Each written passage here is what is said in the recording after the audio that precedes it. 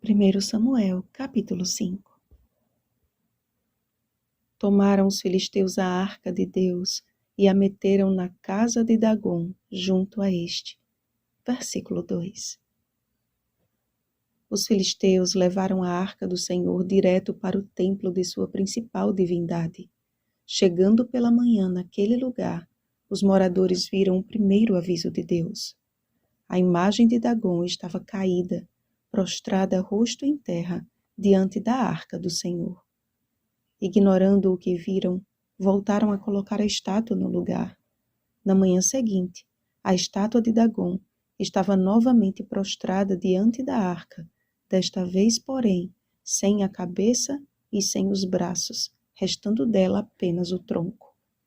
Ao invés de reconhecerem ser um ato divino, tornaram aquele episódio uma superstição, de modo que os sacerdotes de Dagom e todos os que entram no seu templo não lhe pisam limiar em Asdod. 2 avisos foram dados, e os 2 foram ignorados.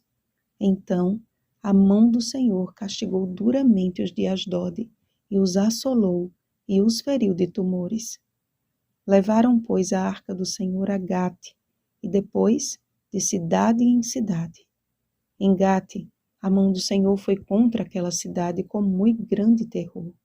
Em Ecrom exclamaram: transportaram até nós a arca do Deus de Israel para nos matarem.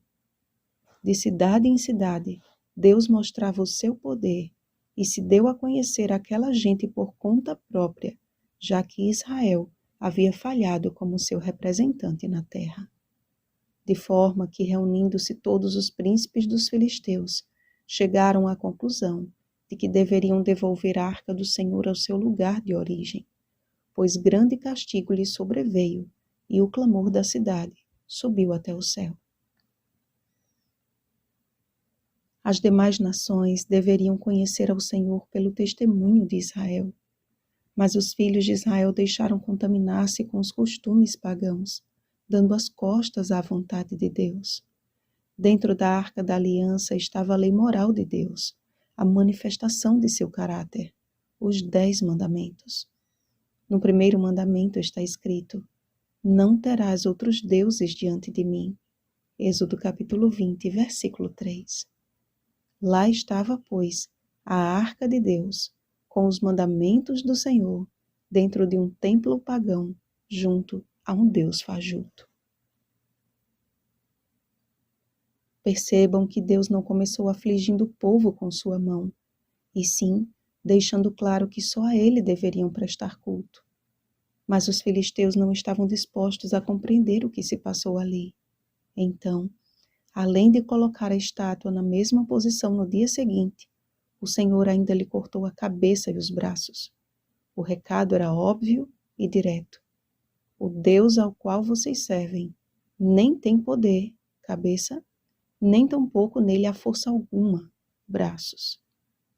Contudo, aquele povo estava tão obscurecido por suas superstições que aquilo transformou-se em mais uma delas. E vieram tumores, morte e grande aflição. Só assim entenderam que não pode haver comunhão entre o santo e o profano. Diante do que consideravam o principal de seus deuses, Deus o rebaixou ao que Dagom realmente era, um tronco sem vida. O conteúdo da arca, e não a arca, revelava o porquê do grande terror que os afligiu. Dentro da arca estava a resposta. Dentro da arca estava a revelação do Deus único e verdadeiro. Lembram da arca de Noé? Não adiantava contemplá-la por fora. A salvação estava em obedecer e entrar nela. A revelação de que só Deus é o único Senhor estava dentro da arca. No entanto, isso foi ignorado.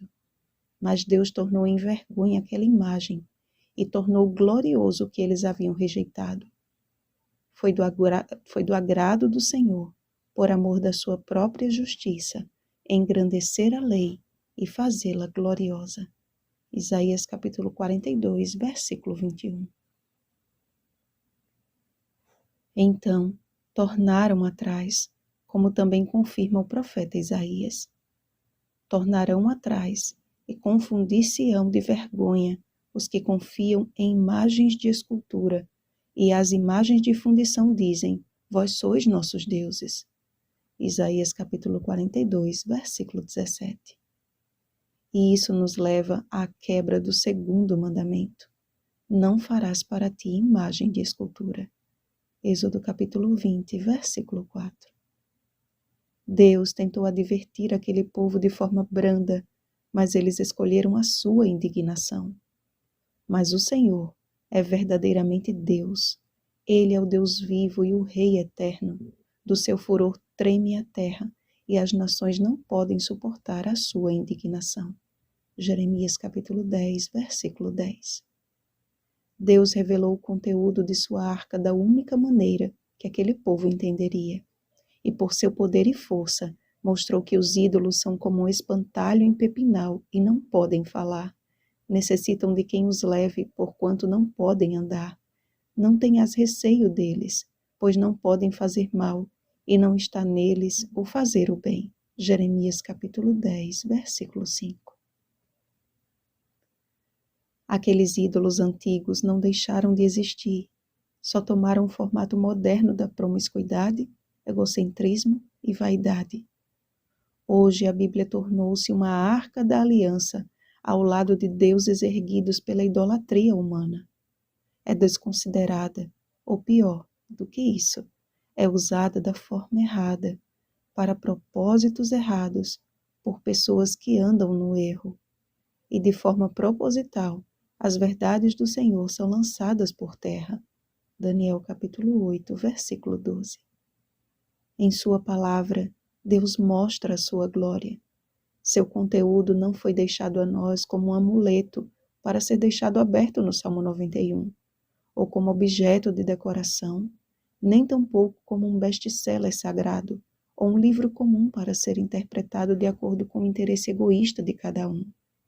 A Bíblia é a palavra do Deus vivo, é a voz do Criador, é o alimento diário, é a fonte de vida, é a verdade, é a espada do Espírito. Efésios capítulo 6, versículo 17. Não se pode esquadrinhar o entendimento do Senhor, amados. Isaías capítulo 40, versículo 28. Mas tudo o que precisamos saber e viver está na Bíblia, e é por meio do que está escrito que seremos vencedores, assim como Cristo foi vitorioso. Nenhum Dagon deste mundo tenebroso resistirá àqueles que por preceito e por exemplo revelam o caráter de Jesus. 2 Coríntios capítulo 3, versículo 2. Então, todos contemplarão num só povo os que guardam os mandamentos de Deus e têm o testemunho de Jesus. Apocalipse capítulo 12, versículo 17. O reflexo do próprio Deus a exclamar: eu sou Deus e não há outro. Eu sou Deus e não há outro semelhante a mim. Isaías capítulo 46, versículo 9. Vigiemos e oremos. Uma feliz semana, povo de propriedade exclusiva de Deus. Rosana Garcia Barros.